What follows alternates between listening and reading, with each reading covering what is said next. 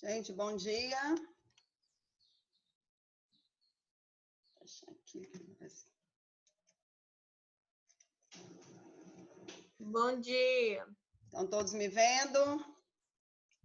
Sim, senhora. Sim, senhora. Então, estamos bem. Só que essa imagem hoje está diferente para mim. Deixa eu ver aqui o que está acontecendo. Porque senão não consigo aqui. Ah, o bate-papo está no canto aqui.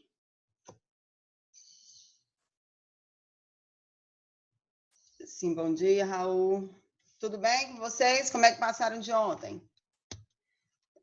A tela tá boa aí, que eu mudei hoje aqui de quarto. Tá bom, tá bom. Camila, melhor esse quarto ou o outro? O outro, né? O outro. É porque eu tô com hóspede lá no meu escritório hoje. Segunda-feira a gente volta para lá, tá? Não, mas não tá muito ruim, não. Dá pra ver. Só porque o outro é melhor. Não, então na próxima aula a gente volta pro outro, tá? Bom Tá. dia, passaram bem? Tá tudo certo? Podemos começar? Podemos. Vamos lá, vou desativar o seu, Camila. Qualquer coisa você me fala. Levanta a mãozinha aí que eu ativo ele, tá? Só passando para comunicar para vocês, não sei aí, Camila, você deve ter recebido. Hoje, 11h30, nós iremos fazer uma reunião, eu e a professora Aline, tá? Para tirarmos as dúvidas sobre as atividades de prática. Nós estamos tendo muita dúvida aí durante ao longo do dia, pessoas mandando WhatsApp, perguntando sobre essas APS, então a gente resolveu fazer pelo Zoom aí uma reunião, tá? Então eu vou dar aula até 11 e pouquinho na outra turma, aí depois a gente faz 11h30. Quem quiser entrar, Camila, você recebeu o link do convite, não recebeu? Aí você Recebi. recebeu, né? Aí você manda para os representantes, tá, gente? Não é para todos participarem, não. Só os representantes, que na verdade não os representantes, os líderes dos grupos, tá? Aí vocês já estão com os grupos todos formados, né? Porque quarto e quinto. Então, todos os líderes peguem o link aí com a Camila para a gente estar participando aí 11h30 da reunião para tirar as dúvidas, correto? Então, vamos lá. Ontem, né, nós finalizamos aí a parte da imputação. Confere? Tá tudo certo? Bom dia, Neto. Então, vamos lá. Vamos dar finalização aí a esse questionário aí, que é a nossa revisão, para que na próxima semana a gente já entre aí com a nossa matéria nova, né? No que fala aí a imputação, nós falamos ontem, então agora nós vamos passar para a questão 6, que é em relação, eu coloquei, comente a diferença entre pagamento com subrogação e cessão de crédito. Ou seja, são dois institutos diferentes. A cessão de crédito nós estudamos semestre passado, vocês lembram? O que é a cessão de crédito? É a transferência de um crédito, né? Eu tenho determinado crédito com uma pessoa, né? Mas eu não pretendo receber, porque eu quero transferir esse crédito para uma terceira pessoa na qual eu sou devedora, né? Então, eu pego um crédito que eu tenho com A, eu sou B, eu pego um crédito que eu tenho com A e transfiro para C. Então, isso é uma transferência de um crédito. Mas lembram lá que quando eu falei de transferência, eu falei para vocês que quem transfere o crédito não garante o pagamento. Lembram lá? Ou seja, o que você garante é a transferência. Eu garanto ao C que eu tenho crédito com A e eu vou transferir esse crédito para ele. Mas eu não garanto que A vai pagar C. Lembram disso? Por isso que eu posso inserir nessa transferência, nessa cessão de crédito, se eu quiser, eu posso incluir nessa cessão de crédito essa garantia por parte de quem deve. Mas se não tiver expresso essa garantia, eu não vou estar assumindo essa obrigação, certo? Eu vou transferir o crédito. Daí a diferença, que na cessão de crédito, então, você tem a transferência de crédito, um efeito especulativo, porque é antes da obrigação vencer. Então, você transfere um crédito sem pagamento dele ainda, certo? Então, a visão meramente especulativa. É feito antes da satisfação do crédito, por isso, né, que eu acabei de falar, então ela não garante o pagamento. Já a subrogação é uma substituição também, lembram lá? Mas o que é a subrogação? Ela é a substituição de uma pessoa ou de uma coisa por outra em relação de uma relação jurídica. E essa terceira pessoa que entra garantindo aquela dívida anterior, ela assume toda a responsabilidade. Então, ela assume o pagamento, diferente lá na seção que não há garantia de pagamento. Então, eu coloquei aí, ó, subrogação é a substituição de uma pessoa ou coisa por outra em uma relação jurídica, visando proteger a situação do terceiro que paga a dívida. Não tem efeito especulativo, ocorre na exata proporção do valor, ocorre o pagamento, exonera o devedor perante o antigo credor. Lógico, presta atenção, quando eu tenho uma subrogação, eu entro lá e pago, certo? Em nome daquele antigo devedor primitivo. Esse devedor primitivo, ele sai da relação e eu assumo a posição dele perante o credor, certo? Então, eu exonero ele. O que é exonerar? Eu tiro ele da relação jurídica e agora essa obrigação é minha. Tanto é que obrigação e direito, se houver, eu posso ter um contrato no qual eu subrogo ele e essa subrogação tenha direitos e deveres. Eu vou assumir tanto os direitos quanto os deveres. E eu vou assumir tanto a obrigação principal quanto os acessórios que vier nela. Certinho aí? Aí eu perguntei aí para vocês só a diferença, mas nós vamos falar aí em relação aí aos efeitos também, que dá uma fechada nessa subrogação. Eu coloquei, exonera o devedor perante o credor originário, nós já falamos. Então, se eu entro na relação, se eu subrogo aquela obrigação, o antigo devedor, ele sai da relação, né? Aqui, ó, a subrogação transfere ao novo credor todos os direitos, ações, privilégios e garantias do primitivo em relação à dívida, contra o devedor principal e os fiadores. Né? Então, toda a subrogação vai transferir, tanto para o credor quanto para o devedor, todos os direitos ou obrigações, certo? E ela pode ser legal ou convencional. O que é uma subrogação legal? Aquela que está garantida no nosso ordenamento jurídico. Lembram lá que nós falamos ontem a diferença de uma... o que a gente citou, que eu falei de legal e judicial, não me recordo. Agora nós falamos a diferença quando uma coisa é legal e uma coisa é judicial, né? Legal, ela está contida no ordenamento jurídico. Judicial é por imposição aí do judiciário, do juiz, é uma determinação judicial. Certo? Então, vamos supor, o fiador e o avalista. Ele é um subrogador legal ou convencional? O que vocês acham?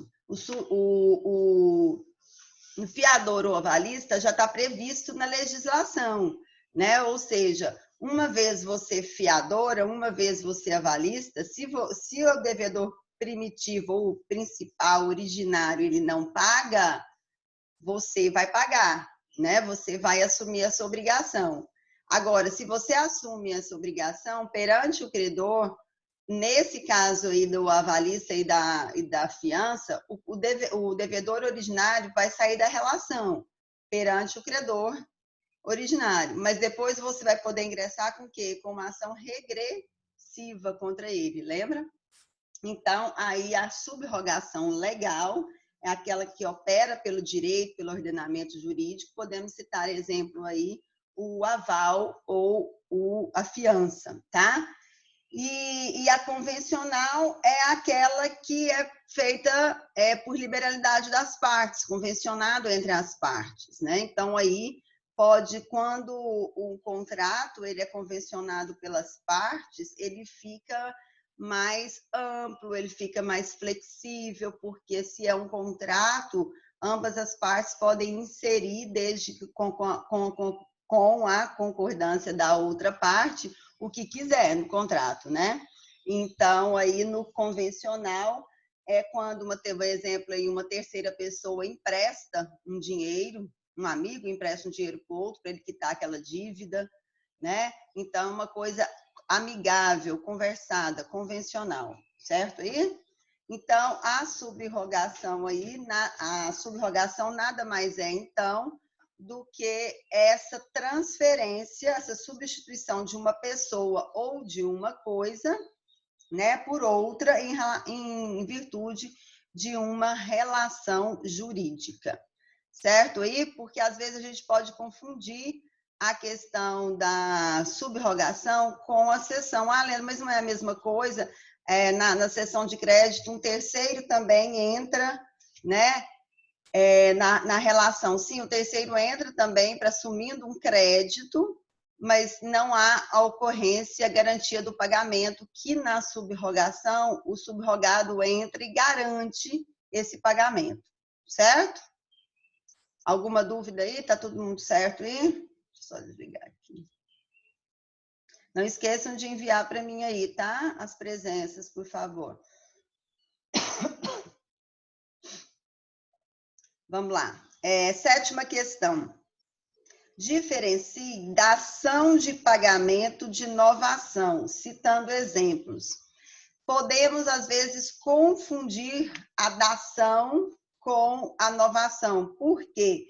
Porque é mínima a diferença conceitual, mas na prática a diferença ela existe e ela pode ser vista com facilidade.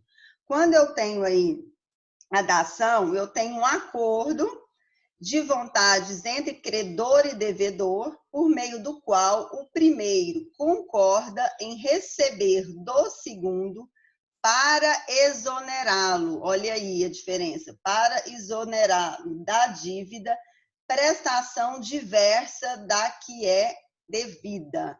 Então, é um acordo que se faz, no caso da dação, é um acordo que se faz entre credor e devedor, certo? Se é um acordo, tem que ter o quê? Liberalidade. Então, é um acordo entre credor e devedor, no qual o credor ele aceita receber por parte do devedor, para exonerar, para acabar com aquela obrigação, um objeto, uma obrigação diversa da que está pleiteada, da que está firmada no contrato anterior, certo? Ou seja, então, não existe igualdade de valores, nem igualdade de prestações, ele exige, ele aceita diversidade. Se ele aceita receber objeto diferente do que foi lhe proposto no contrato originário, ele está possivelmente abrindo mão, né? Seja de qualidade, ou de valor, ou de particularidade de bem. Para quê? Para resolver o problema. Ele quer que a obrigação seja finalizada, que a obrigação seja resolvida. Então, ele aceita o credor receber do devedor para exonerá-lo, acabar com aquilo, uma prestação diversa da que foi oferecida a ele. Está lá no artigo 356 do Código Civil, certo? Exemplo, ele recebe um veículo, ele tinha que pagar 100 mil reais, mas aí o devedor não tem, tem um carro, um veículo. Esse veículo não vale 100, vale 70, ou seja, se for no caso aí da dação, aí vocês poderiam me perguntar, Leandra, então, se a dívida era 100 e ele aceitou receber do devedor, um imóvel, um carro que valia 70, e esses 30 ele pode cobrar ainda do devedor? Não. Se ele está utilizando uma dação, ou seja, se ele, credor, está concordando exonerá-lo, o que é exonerá-lo? Acabar com a obrigação que ele tem para com ele, recebendo a caminhonete, o credor vai assumir esse prejuízo de 30 mil. Por que ele vai assumir esse prejuízo de 30 mil? Porque ele, na verdade, se ele está realizando a dação, é porque ele não quer vínculo, ele não quer relação com o devedor. Ele quer acabar com aquele problema, com aquele contrato. Então, eles já sabem, o fulano não tem mais nada para me pagar, a não ser o que ele está me oferecendo. Então, eu vou pegar e vou acabar com isso. Na verdade, na prática, é esse o entendimento e raciocínio. Certo? Alguma dúvida aí? Então, vamos lá, os requisitos da dação. Está lá a partir do artigo 356, que fala da dação, fala existência de um débito vencido, né? Lembrando sempre, gente, que débito tem que estar vencido, né? Se não está vencido, não é uma dívida, mas ela não é uma dívida vencida, líquida. Nós falamos ontem em sala de aula, né? Ânimo solvente, o que é o ânimo solvente que nós falamos? Ele tem a vontade, o desejo, a finalidade de solucionar, de acabar com a relação obrigacional entre eles. Por isso que ele aceita o objeto diverso do que foi pretendido, que foi oferecido quando do contrato originário.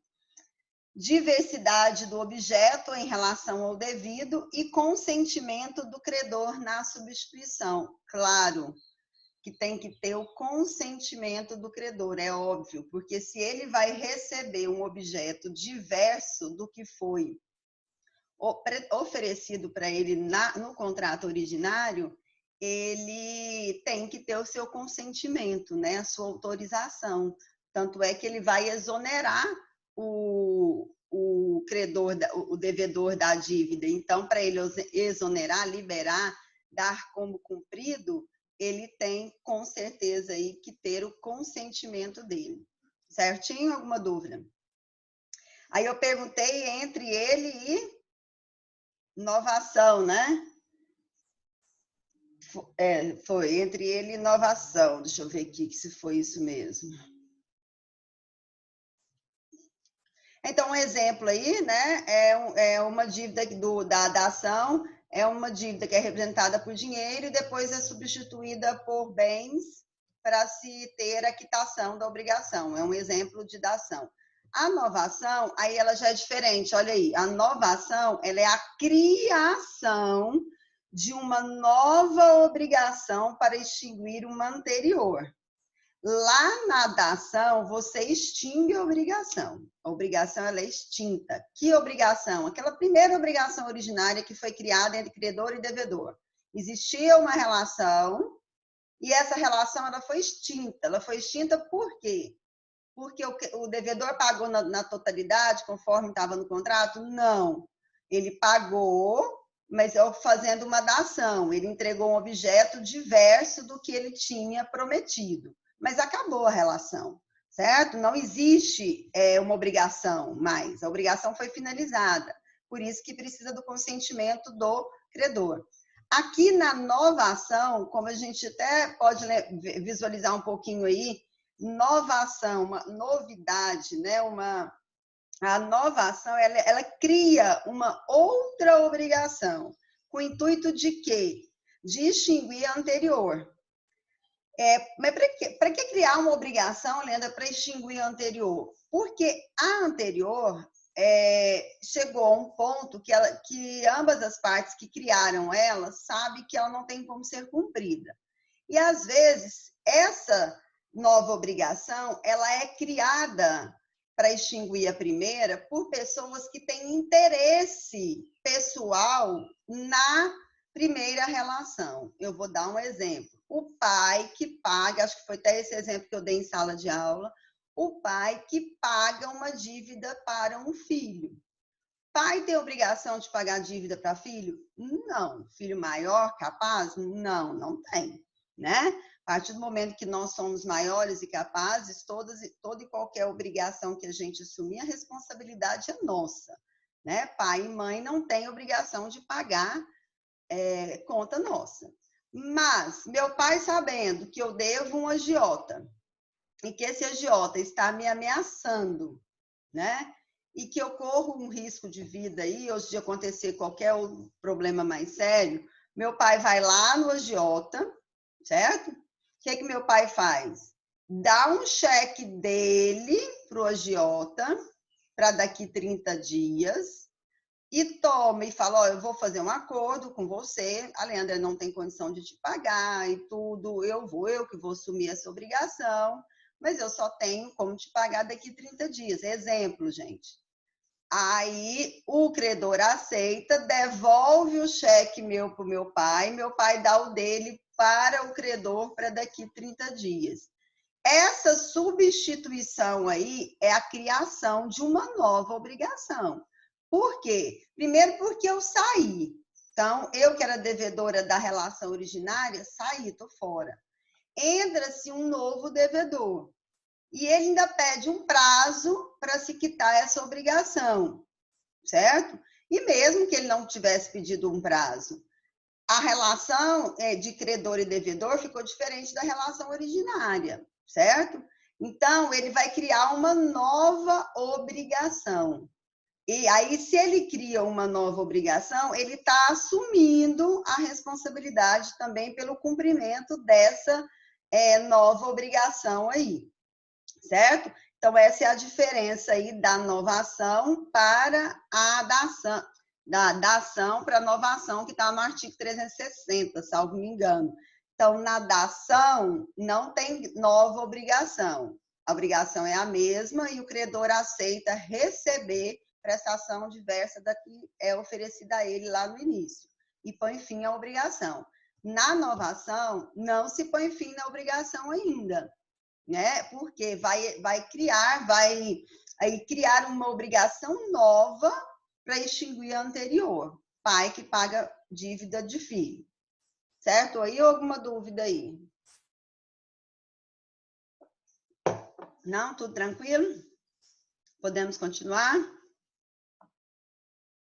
Uma olhadinha aqui.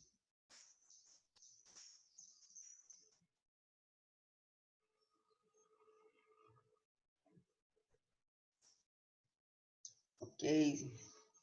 Parabéns, a turma está assistindo quase que na totalidade. Ok, vamos lá. Lucas, tudo bom, Lucas? Salan, João Vitor, Laís, Raul, todos bem, né? Caroline, João Pedro, Marília. Espero que estejam todos bem aí, se cuidando. Vamos lá. 7, nós já falamos, vamos para a 8ª. Comente sobre as espécies de compensação. Gente, olha, quando eu falo aí de... só estou virando, só para a gente não esquecer aqui uma questão aqui da novação, que nós não falamos, que é importante. A novação, que é, né, a substituição de uma obrigação por uma outra, ela pode ser ela pode alterar tanto o objeto quanto a pessoa, tá? Nesse caso que eu citei, foi alterado o quê? A pessoa. Sai a minha pessoa, entra a pessoa do meu pai. Então, houve uma alteração aí pessoal. Mas pode-se ter também uma alteração sobre o objeto, tá? Está lá no artigo 360, inciso 1. Tá? Quando o devedor, ele continua sendo devedor, mas ele substitui a coisa. Aí, por isso que, às vezes, se tem uma confusão, se não seria uma dação, né? Porque a dação aí é uma substituição, né? Mas aí, Na dação, ele deixa de ser devedor com a substituição. Ele exige a transferência, a quitação. Aqui não, aqui ainda se cria uma nova obrigação, por isso que não é igualitário, tá bom? Então, lembrando aí que a gente tem a novação, onde se altera o objeto, criando-se uma nova obrigação, e a gente tem a pessoal, que se altera as partes, se criando também uma nova obrigação, certo? Agora, aquela obrigação primitiva, ela é extinta, tá? Ela é extinta pela nova obrigação, então ela sai, ela deixa de existir aí. E lembrando também que a novação, ela extingue os acessórios e garantia da dívida. Por quê? Pensam, no exemplo que eu dei, se o cheque que o credor estava era meu, se esse cheque tivesse avalista, vamos supor que a avalista tivesse sido um tio meu, a partir do momento que meu pai foi lá e trocou o cheque, o meu tio, ele era avalista meu, não é avalista do meu pai. Então, por isso que extingue os acessórios. Agora, se meu pai foi lá e tem um outro avalista avalizando ele, aí é um outro problema. O que estava comigo sai comigo, porque a novação, ela extingue o acessório, certo? Acessório e todas as garantias, mais que for embora aí com o devedor originário pela entrada de outro, e isso no caso de uma novação aí pessoal, né, que se altera os sujeitos da relação processual. Se alterar o objeto, e não, os sujeitos continuam iguais, certo? Ok? O que estão me perguntando aqui? Sim, 11h30, tá? A reunião da PS é 11h30. Tem o link lá a Camila deve ter recebido no grupo aí dos representantes, ela encaminha para vocês esse link para que os líderes tenham acesso aí a essa reunião, que será 11h30 hoje, comigo e com a Aline. Vamos lá. Comente sobre as espécies de compensação, citando exemplos. Bom, gente, compensação está lá no artigo 386 do Código Civil. Fala, quando forem, né? Quando duas ou mais pessoas forem ao mesmo tempo, olha aí, ao mesmo tempo, credor e devedor uma da outra. O que é o principal do conceito de compensação? É a questão da reciprocidade. Ou seja, credor e devedor, eles são, ao mesmo tempo, credor e devedor um do outro, certo? Ou seja, essa reciprocidade, ela existe. Se ela existe, então ela extingue as duas obrigações, certo? Eu sou credor de A e A é credor de mim. Ou seja, ao mesmo tempo, reciprocidade, nós somos credores e devedores um do outro, certo? Então, para resolver, para extinguir essa obrigação, o que se faz? Se compensa o que um deve para o outro e extingue as obrigações. Agora, temos alguns requisitos e espécies para que isso aí possa ocorrer. Primeiro, as dívidas, elas têm que estar líquidas, vencidas e fungíveis. O que é dívida líquida e vencida? Nós já falamos, dívida líquida e vencida é aquela que já tem poder de ser cobrada, ela já pode ser executada, certo? Então, ela já venceu, então ela é líquida, então aí ela já pode ser cobrada com a outra parte. Então, para mim compensar uma dívida por outro, um crédito pelo outro, essa dívida tem que estar líquida e vencida, certo? E do mesmo gênero, né? Vamos se dizer. Exemplo, eu pego um empréstimo, A pego um empréstimo com B, certo? pego um empréstimo, eu tenho que pagar para ele em dinheiro. Aí lá na frente acontece as coisas, exemplos da vida, B bate no meu carro. E ele tem que me ressarcir também, embora aí a natureza seja diferente, um é empréstimo, outro é uma indenização, o pagamento é o mesmo, porque é em espécie, é em dinheiro. Então, nesse caso, eu sou credora dele em um empréstimo que eu fiz com ele, mas depois ele me causou um prejuízo e agora também ele tem que me pagar. Então, nós somos, ao mesmo tempo, credor e devedor um do outro. Aí, neste caso, pode-se compensar esses débitos, certo? Essa é a compensação. Lembrando aí que eu vou falar agora para vocês todas as espécies que nós temos de compensação de um crédito. Primeiro, a espécie total. O que é total? As dívidas têm o mesmo valor, certo?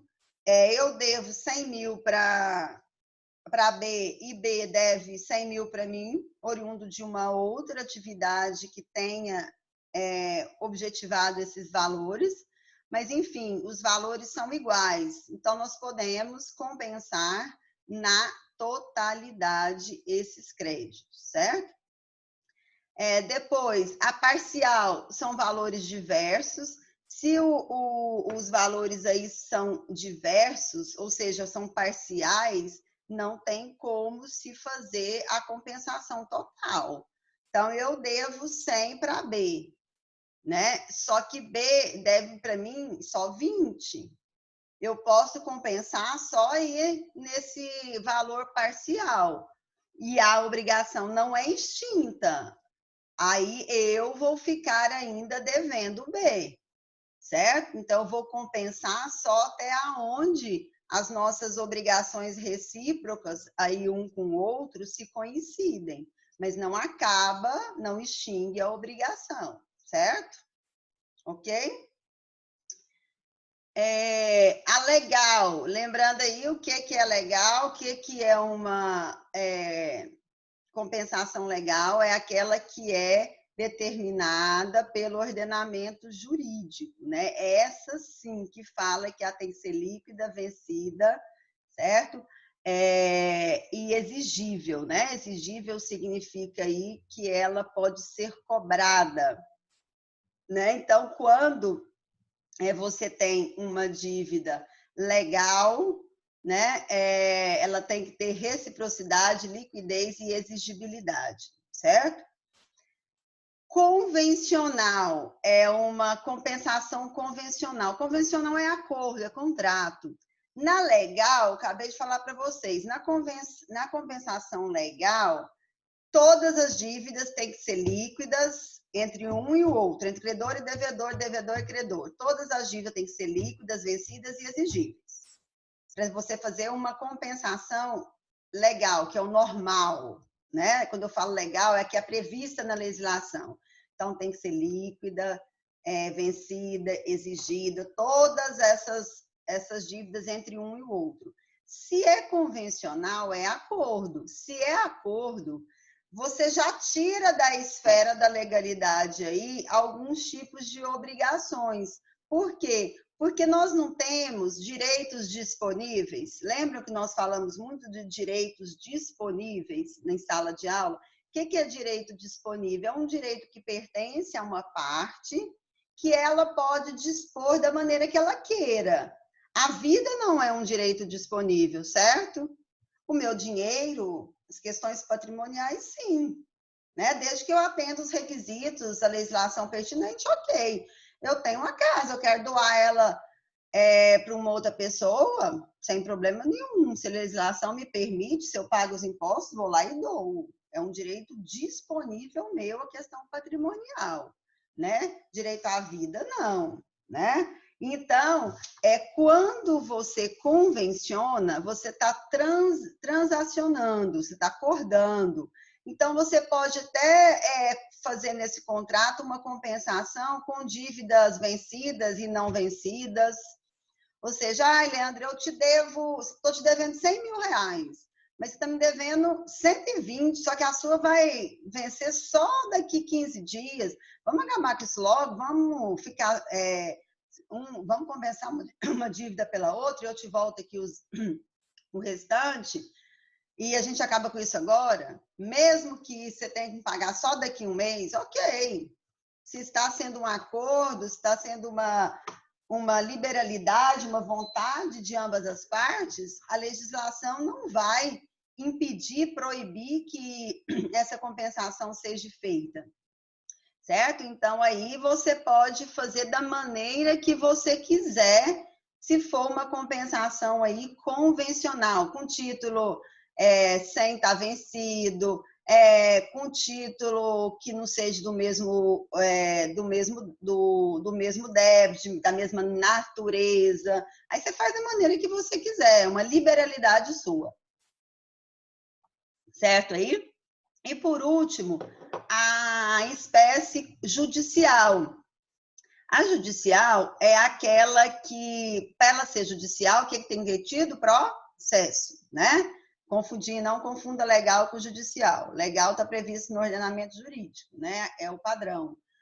A judicial, para que tenha uma compensação judicial, 2 ou mais pessoas estão discutindo, estão tendo um conflito judicialmente, certo? Ou seja, está tendo um processo, está tramitando um processo. E lá nesse processo surgiu, né, ali a possibilidade de uma compensação.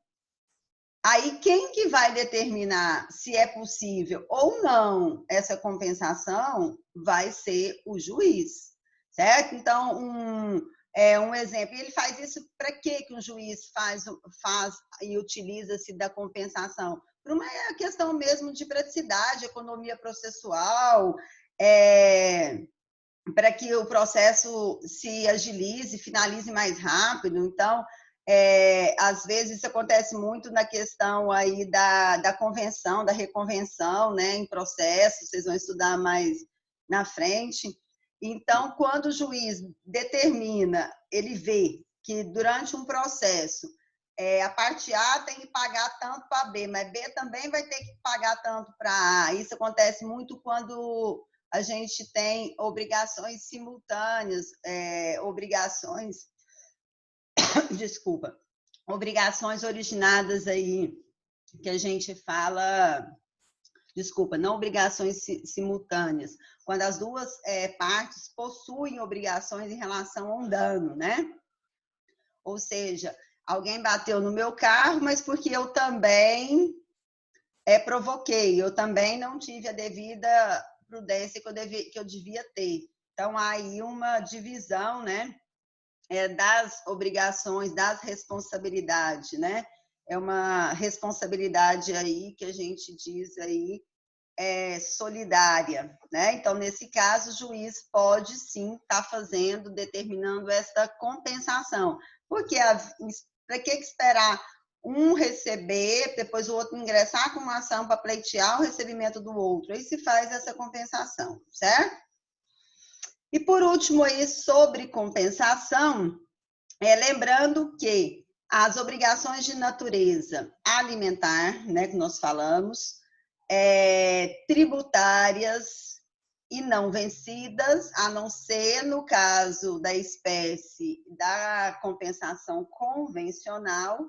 Então, a alimentar, a tributária e as obrigações não vencidas, elas não podem ser objetos de compensação, certo?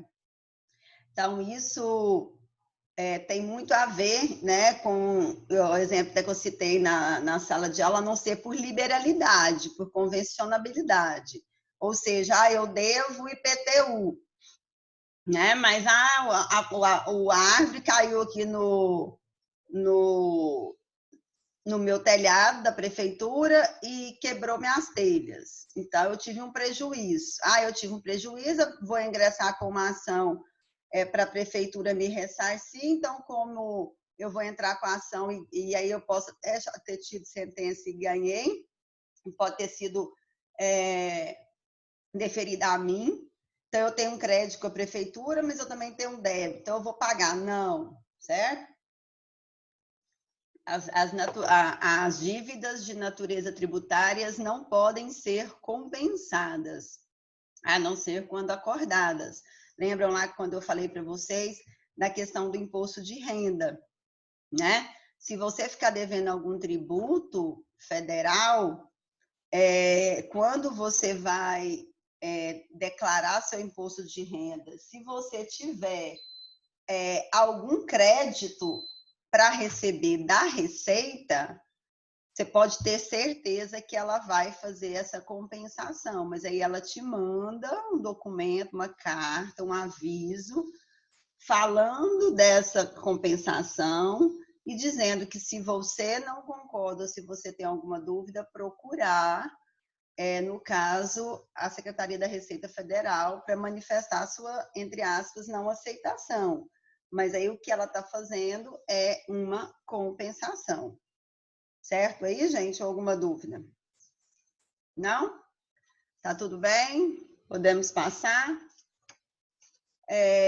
Tá, então a gente pode ter ela tanto total, né, quanto parcial, nós já falamos aqui, né, ela pode ser tanto total quanto parcial, e o que mais? Expressa ou tácita também, né? Você pode ter aí a compensação também ou escrita, né? Ou, no caso aí, presumida, certo? Alguma dúvida? Vamos falar da confusão, que aí depois a gente volta aí para compensação, porque às vezes pode ter alguma dúvida justamente aí da confusão com a compensação. Quando eu falo em confusão, eu vou reunir, olha a diferença. É quando se reúne na mesma pessoa a qualidade de credor e devedor. Olha aí. Quando eu resumo na mesma pessoa a qualidade de credor e devedor. Lá na compensação, as duas pessoas são ao mesmo tempo credor e devedor. Aqui na confusão, não existe reciprocidade, certo? Há uma pessoa só, vamos supor, eu sou credora e devedora do meu pai. Só eu, certo? Meu pai não tem nada comigo, certo? Por quê? É uma extinção da obrigação. Então, confundir-se na mesma pessoa. Não existe reciprocidade, que existe lá na compensação. Eu dei até o exemplo em sala de aula da questão do herdeiro, né? Quando um pai vem, eu devo meu pai, certo? Eu devo meu pai. Aí meu pai vem a óbito. Eu sou herdeira dele, eu me torno herdeira dele, certo? Mas eu sou devedora dele também. Então, Leandra, somente eu me tornei credora e devedora do meu pai. Aí justifica eu pagar algo que depois vai voltar para mim? Não. Então, aí que é a confusão, aí se extingue a obrigação, entendeu? Por quê? Porque eu sou sucessora do meu pai. Então, eu devo eles. Só que agora, eu sou sucessora dele. Tudo que é dele é meu. Então, não justifica eu pagar para mim mesmo. Aí é a confusão. Na compensação, existe duas pessoas, onde uma deve para a outra. Então, existe reciprocidade na compensação. Na confusão, a gente não tem reciprocidade, certo? Vamos lá, outro espécie. A gente pode ter também tanto parcial quanto total essa confusão, tá? Aí que tá. Por exemplo, no exemplo que eu acabei de dar para vocês, em relação, só um minutinho, do filho que deve o pai e depois se torna sucessor dele, né? Tá, Leandro, e ele não é o único herdeiro. Ele é herdeiro, sim, mas ele não é o único herdeiro. E o que ele vai herdar não dá para poder quitar o débito que ele tinha com o pai dele. Ok, sem problema nenhum. A confusão será feita somente naquele valor igualitário, certo? E aí o valor que ainda ficará para ser pago pelo filho ao pai, o filho terá que disponibilizar aonde? No espólio, no inventário, certo? Ele terá que fazer isso. Não é porque o pai morreu que ele deixa de cumprir a obrigação. Ele deixa, se ele fosse um único herdeiro e ele houvesse essa confusão na totalidade. Agora, se não houver a confusão na totalidade, ele ainda continua como devedor, porque a morte, né, ela não extingue aí essa dívida, né? Não tem jeito. Então, o espólio, o inventário é justamente para isso, para poder unir, né, somar aí dívidas e créditos, certo?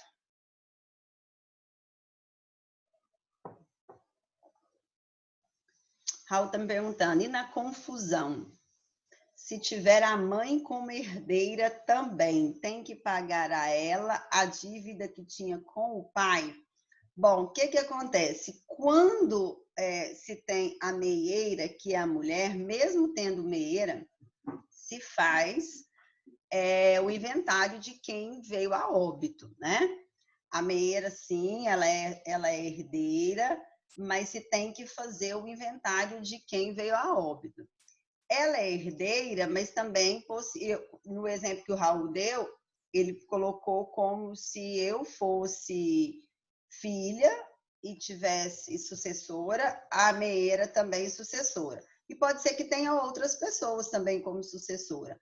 Então, nesse caso, primeiro vai se resolver o problema do inventário. Ela possivelmente vai receber alguma coisa desse a mais que esse filho ficou devendo, se a parte dele não der, não fizer a confusão total, né?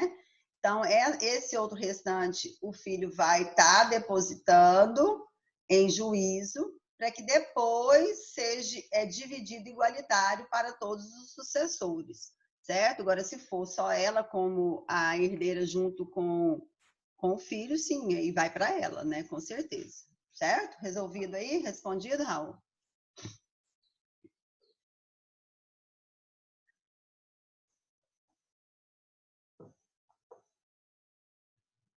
É falar de outro exemplo de confusão. Tá, vamos ver aqui. Deixa eu lembrar de um aqui. O meu pai tem um apartamento e eu sou inquilina dele, certo? O que é inquilina? É a pessoa que paga aluguel para o proprietário do imóvel, certo? O fato do meu pai ter um apartamento não significa que eu possa morar nele de graça. Eu vou morar sem pagar se for uma liberalidade do meu pai. Meu pai pode, sim, me conceder que eu more no apartamento e pague um aluguel para ele, sem problema nenhum. Aí, todo mês, eu pago aluguel para o meu pai. Meu pai vem a óbito também. Meu pai vem a óbito, aquele apartamento vai ficar para mim. Aí não justifica eu pagar aluguel para mim mesmo. É um outro exemplo aí de confusão. É quando você, ou você não, quando uma pessoa, ela se torna ao mesmo tempo credora e devedora, certo? Ao mesmo tempo. Então, se eu sou credora e devedora de mim mesmo, não justifica, certo? Eu devo meu pai. Sim, eu devo meu pai, mas agora tudo que é dele é meu. Então, justifica eu pagar a ele que eu estou automaticamente pagando a mim. Deu para entender? Então, ao mesmo tempo, uma pessoa é credora ou devedora, não existe reciprocidade. Meu pai não tinha obrigação nenhuma comigo, originária, né? Ele tem obrigação de pai, mas originária ele não tinha obrigação nenhuma comigo, né? Eu devia a ele, mas por uma outra situação, agora eu também sou credora dele. Então, na minha pessoa, reuniu a figura do credor e do devedor. Certo? Respondido aí, quem me perguntou? Caroline. Certo aí, Caroline? Podemos continuar? Deixar uns áudios aqui. Ok? Vamos lá para a última pergunta nossa. Conceitue aí remissão, né? E comente sobre seus efeitos em espécie. Lembrando aí que essa remissão é com 2 S, né? E tio, nós falamos, que é a liberalidade, é o ato de perdoar. Gente, todo mundo usando o álcool em gel aí? Eu não tô com corona não, tá? Eu tô com rinite alérgica mesmo. Agora a gente não pode nem ter rinite, que o povo fica morrendo de medo, né? Porque eu vou te contar, tem que tá feio. Mas vamos lá. Então, remissão. Remissão é a liberalidade efetuada pelo credor para liberar, para perdoar o devedor da dívida. Certo? É exonerar mesmo o devedor do cumprimento. É um ato de perdoar, liberar. É a remissão da dívida, certo? Quais são o importante de remissão? Porque o conceito é muito básico. O conceito é o ato de liberar, o ato de perdoar, é o ato de exonerar o devedor da dívida. Ou seja, não temos dúvida em relação aí ao conceito. Quanto aos efeitos, é que é mais detalhada a questão da remissão, porque não é todo e qualquer direito, obrigação que eu posso remir, certo? Eu tenho algumas particularidades, e é dela que nós vamos falar agora. Primeiro, é um negócio jurídico bilateral, porque depende da aceitação do devedor. Como assim, Leandro? Que devedor que não vai querer ficar livre de uma obrigação? Não sei. Nosso ordenamento jurídico traz essa exposição para a gente, falando que se é uma negociação jurídica bilateral, o credor, o devedor, ele tem que aceitar essa remissão. Ou seja, eu viro para ele e falo assim, olha, eu não quero receber de você mais. Então, o devedor tem que falar, ok, eu aceito. Por que precisa dessa aceitação do devedor?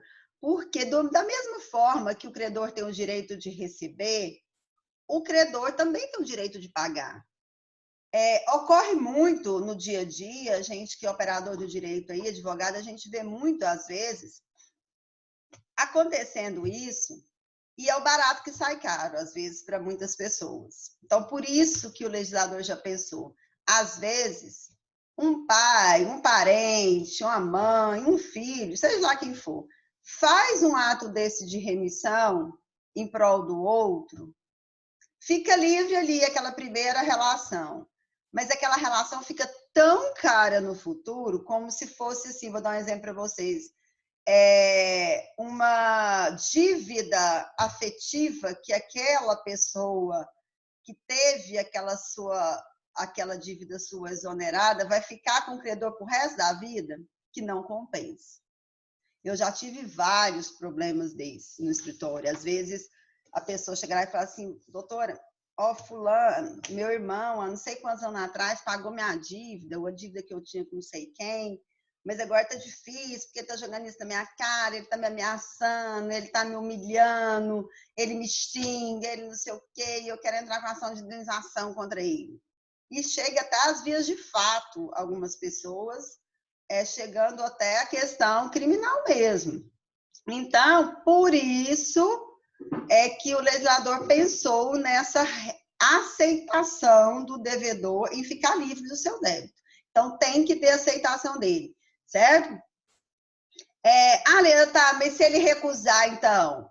Se ele recusar, e se for uma operação originada aí de algum contrato, de algum é meio negocial, você pode entrar com a consignação, né? A consignação ela não é necessária quando se há recusa, mas é do credor de receber, né? Nesse caso aí também se pode entrar, mas não tem muito isso, porque eu quero perdoar ele, eu quero livrar ele. Ele não quer ser perdoado, ok, deixa quieto, certo? Alguma dúvida?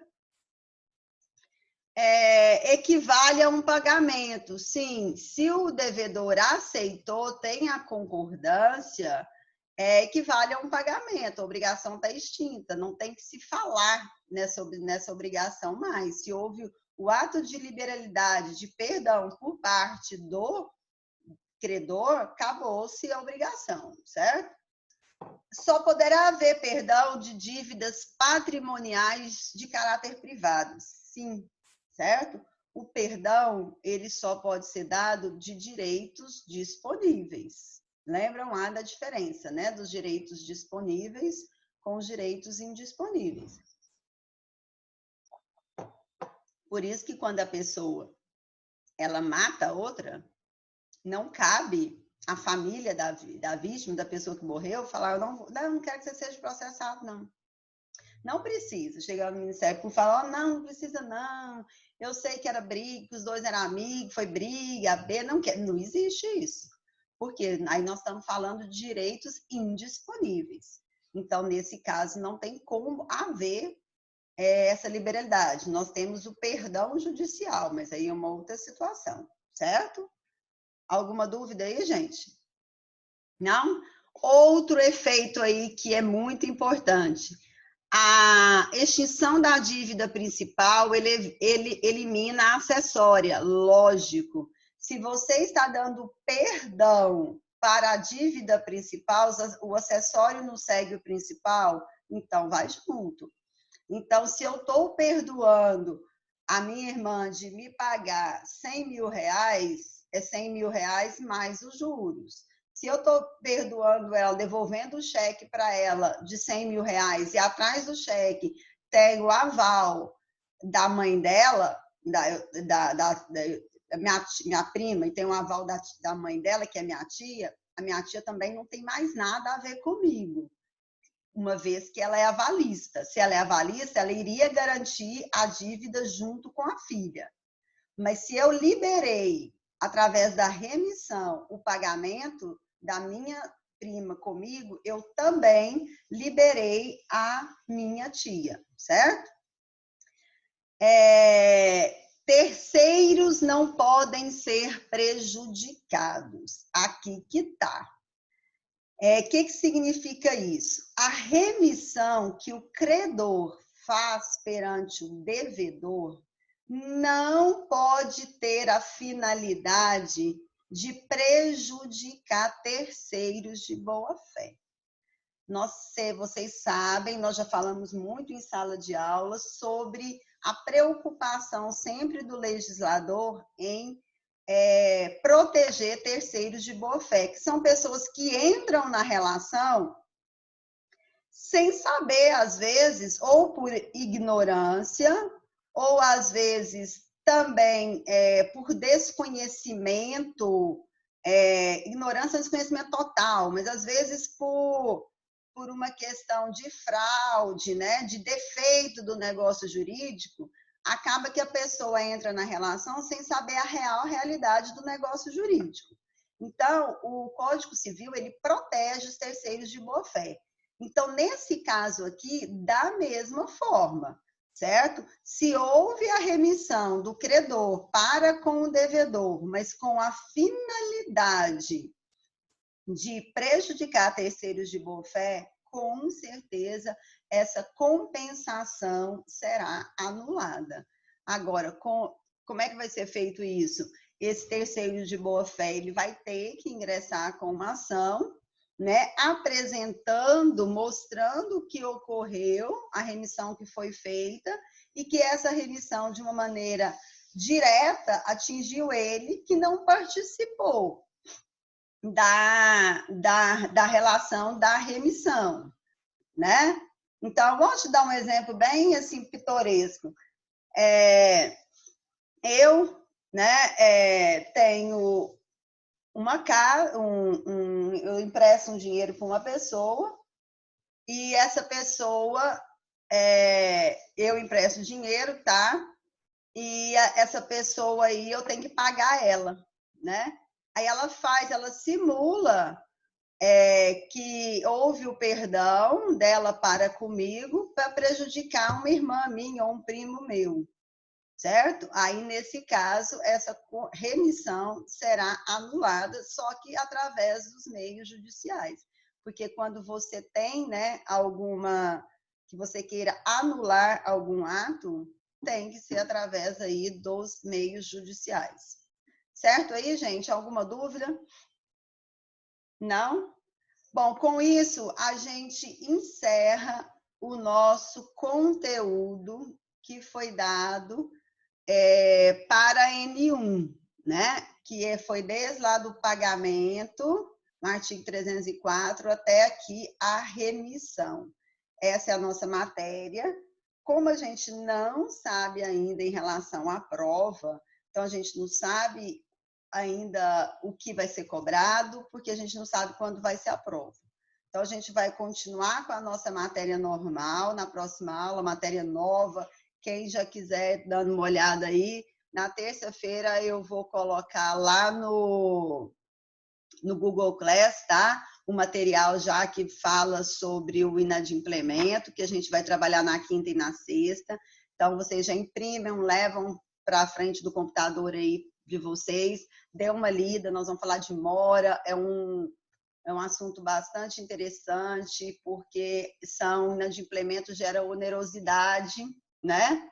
Então, nós vamos falar sobre essas espécies de onerosidade aí, que se tem nos diversos contratos em virtude do não cumprimento no prazo estipulado entre as partes, né? Então, o contrato vai se tornando oneroso, seja por mora, por cláusula penal, por arras, por multa, por juros. Então, nós vamos estar falando de todas essas formas aí de inadimplemento da obrigação. Então, até terça-feira eu subo o resumo lá para o Classroom, vocês imprimam, e aí na terça-feira a gente começa com a matéria nova, tá?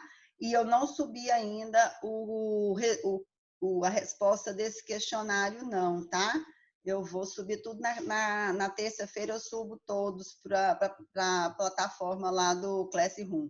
Eu passei ontem para a Camila, acho que eu passei aqui também para vocês o código do Classroom. Quem não entrou, entre lá, porque não é só matéria minha, tem dos outros professores também, que deve estar postando trabalhos, não trabalhos só, material de apoio e tudo mais lá para vocês. Tá bom? Obrigada aí, Marília, pelo elogio. Gente, mais alguma dúvida? Alguém tem alguma pergunta? Quem não tem aí, está liberado. Bom final de semana. Vamos finalizar por aqui. E quem tem, pode fazer aí. Eu vou aguardar aí uns 5 minutinhos para vocês questionarem aí alguma dúvida.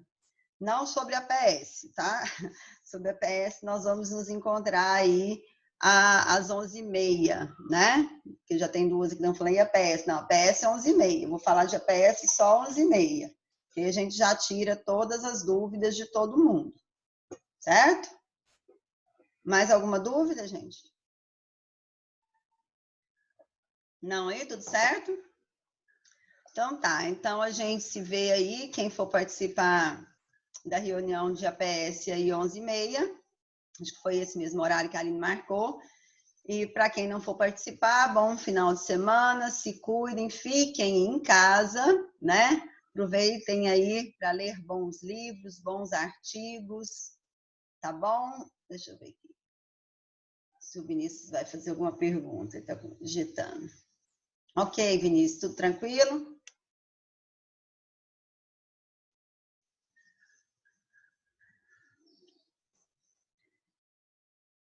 Ok, então, gente, então tá bom. Eu vou aqui dar por encerrada a reunião e até daqui a pouco para quem for participar, tá? Fiquem com Deus.